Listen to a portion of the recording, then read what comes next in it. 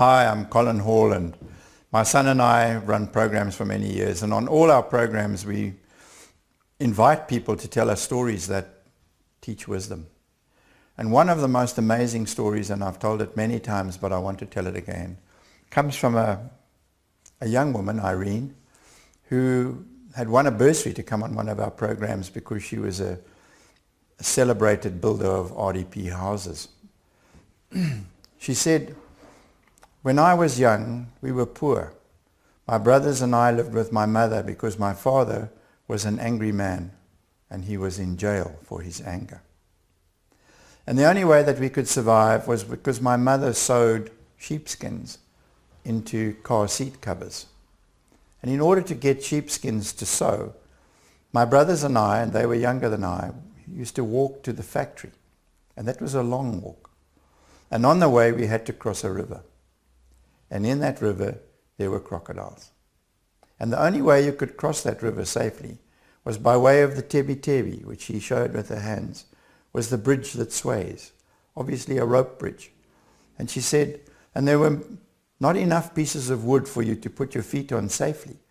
And as you walked across cautiously and carefully, if you looked down, you could see the crocodiles in the river.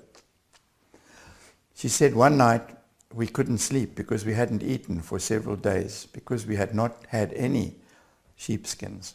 So my brothers and I decided to go in the night so that we could get to the factory early and be first in the line. So we set off.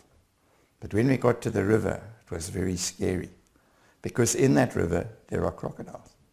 And even when you cross the tebi, which is the bridge that sways, and even if you think you can see the wood to put your feet on, what you can see when you look down between the wood is the crocodiles. But we got across and we got to the factory and we were first in line. And we were waiting there, it was still dark, when a policeman in a police van drove up. And he put us all into the back. And he did things to me that I don't wish to talk about. But when he was finished, he brought us back. And by the time we got back, the line was very long and we didn't get any sheepskins. So we walked home. And on the way home, we worried. And when we got home, we worried more because we couldn't tell my mother what had happened to me. And my brothers were ashamed because they hadn't been able to protect me. So there was anger between my mother, who thought that we had slept on the way. And there was anger between me and the policeman. And there was anger between my brothers and the policeman. And then she started to talk to me as if I had been the policeman.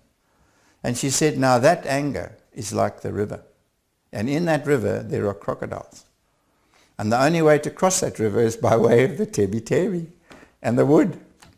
And she said, so my job is to put down my burden of anger and pick up the wings of forgiveness and cross that tebi to you, across the crocodiles, and gift you the wings of forgiveness. I said to her, Irene, that's crazy. Surely I must come to you for forgiveness. I must cross the tebi. Or at least we should meet in the middle on a win-win. She said to me, you with your burden of guilt and me with my burden of anger. If we met on that tebi together, we would fall into the crocodiles. I will never forget that story.